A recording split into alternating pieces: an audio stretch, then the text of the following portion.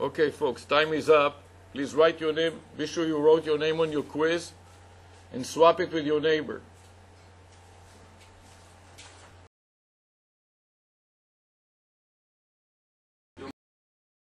For the class.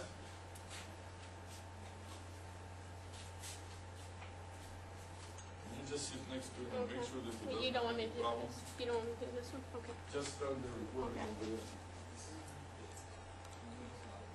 Please swap it with the neighbor to your side first, and then it doesn't matter if you swap it twice. This is yours, so swap it another time with him.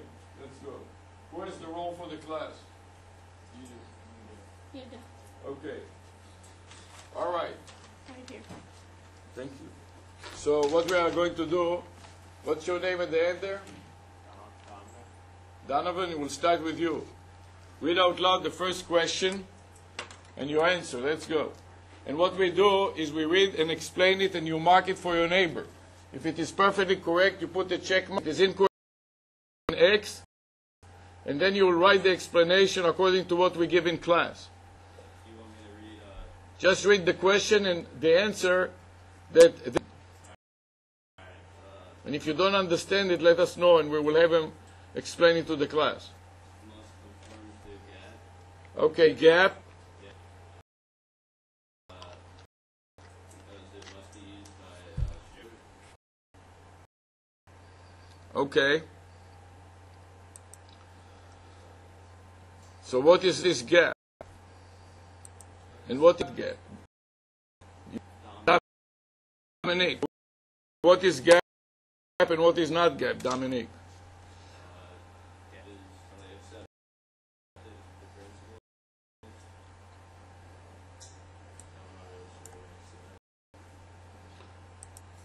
I just explained to the class what it is. You understand?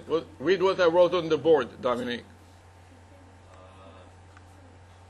Historical asset value versus market. What does that mean, Dominique? Any help for Dominique? Raise your hand.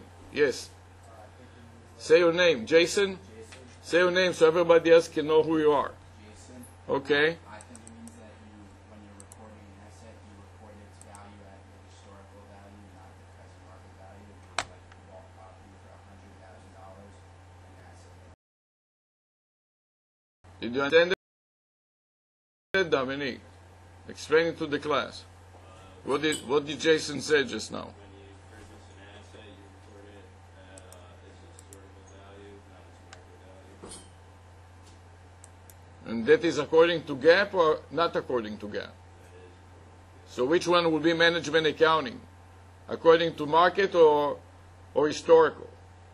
Management would be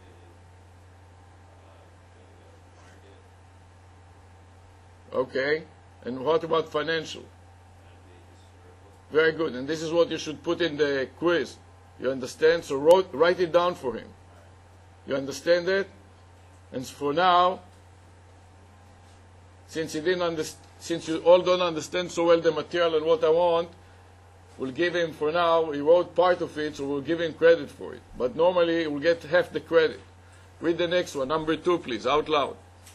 2 tends to be quite detailed. Give us an example of detailed versus not detailed.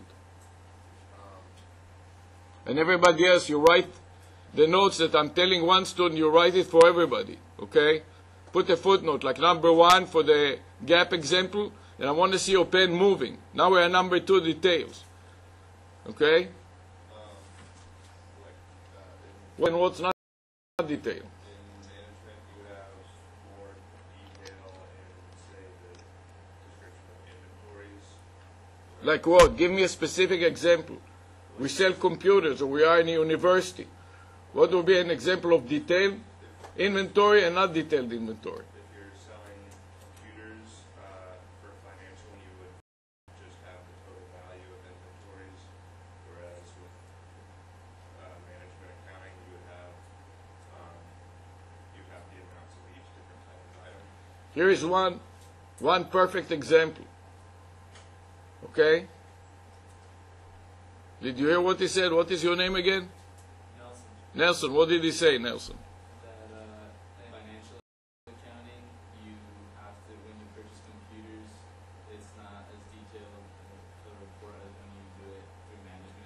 No. What's detail and what's not detail? What is your name again? Nelson. Nelson. What's detailed and what's not detailed? Well, for management accounting, it's more detailed because you have to. If this organization is selling computers, for example, You have to have detailed reports on like everything you need to buy the computers. no, say again slow-mo and look at him. Make sure everything gets upstairs. Let's go. Slow-mo and clear and out loud, and you try to understand what he's talking about. Let's go. And write it down. I want to see your pen moving. In management accounting, when you have an inventory of computers, you record the amount of each different type of item rather than just the total value. Now explain it to the class in your own language. Let's go.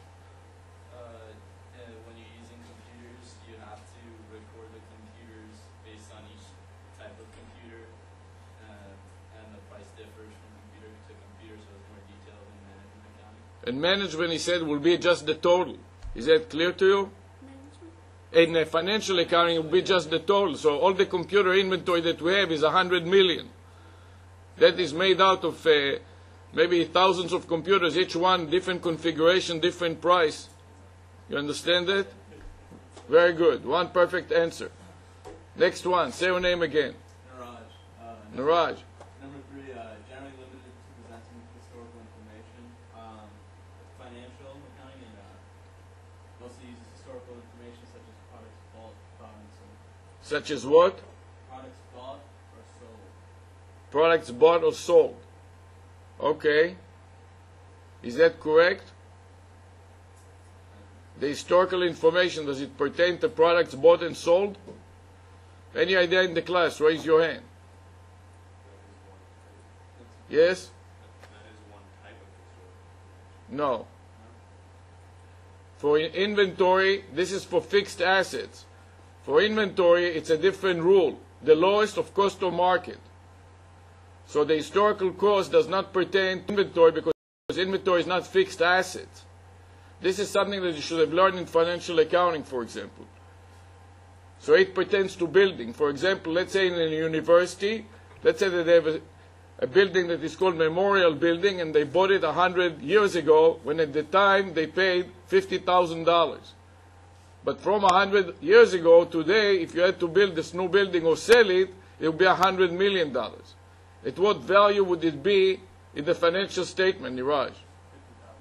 But that does not apply to inventory. Inventory is a different rule, which is called the lower to market.